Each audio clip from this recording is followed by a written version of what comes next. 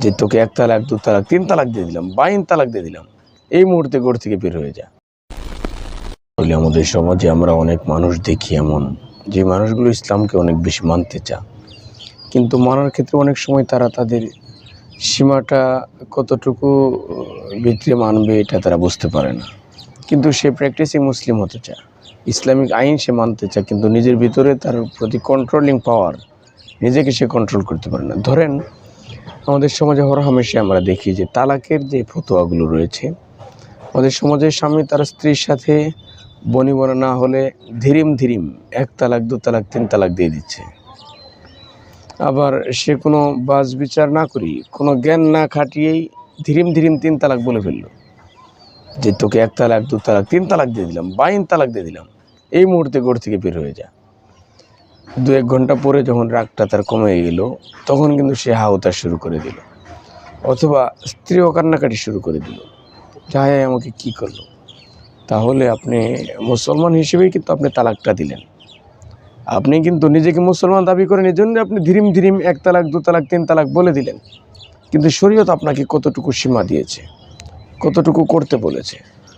শরীয়ত তো আপনাকে বলেছে যে আপনার যখন মেজাজ ঠিক থাকছে না, অত্যন্ত মানসিকভাবে আপনি বিকারগ্রস্ত হয়ে গিয়েছেন, জীবনটাকে অনেক বোরিং লাগতেছে, আপনার স্ত্রী আপনার কথা শুনছে না, স্বামী স্ত্রী বনাবনি হচ্ছে না, আপনি কোনোভাবে কন্ট্রোল করতে পারছেন না, তখন আপনাকে কি উচিত?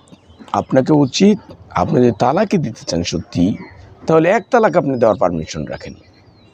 আপনি 1 তালাক দেওয়ার পরে 1 মাস পর্যন্ত ওয়েট, আপনি নিজে থেকে বুঝলেন, সেও বুঝলো, আপনি 1 তালাক চলবে 1 মাস পর্যন্ত। 2nd মাসে গিয়ে আবার আপনি সেকেন্ড, যদি সংশোধন না হয় সে অপশন, আবার 2 তালাক দেওয়ার অপশন।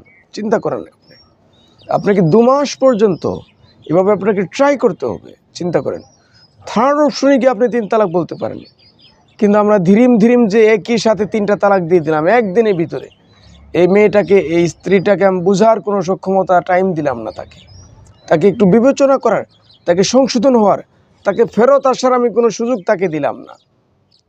আমি লোকজনকে নিয়ে সালিশেও বসলাম না, দুপক্ষের লোককে নিয়ে আমি সালিশিতে বসলাম না, আমি 3rd পার্সনদেরকে নিয়ে তাকে কেউ বোঝানোর মতো কোনো সুযোগ সৃষ্টি করলাম না, না সৃষ্টি করে ধীরিম আমি 3 তালাক বলে ফেললাম।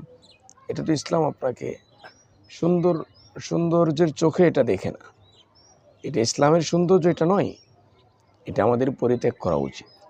আপনি 1 তালাক 2 তালাক 3 তালাক, এটাই সবচেয়ে উত্তম তালাকের পদ্ধতি, আমাদেরকে এটাই জানা থাকা উচিত। অগত্যায় যদি কোনো সময় আমাদের সালিশ হলো, আমরা 3rd পার্সন এসে বোঝালো, তারপরেও যদি না হয়, তখন সালিশি বৈঠক থেকেই সিদ্ধান্ত হবে যে উপস্থিত কি করা যায়। কারণ দুজনের জীবনের নাশ হতে পারে, একজন আরেকজনকে একেবারে বাজে একটা পর্যায়ে নিয়ে যেতে পারে, একেবারে খুনোখুনি পর্যন্ত যেতে পারে।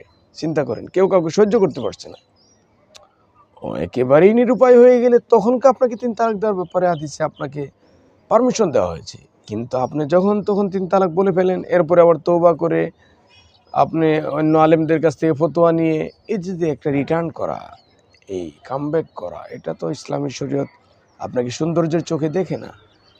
এই জন্য আমরা সকলেই জানি, কিন্তু তারপরেও মানার ক্ষেত্রে আমাদের একটু দোদুল্য মানা।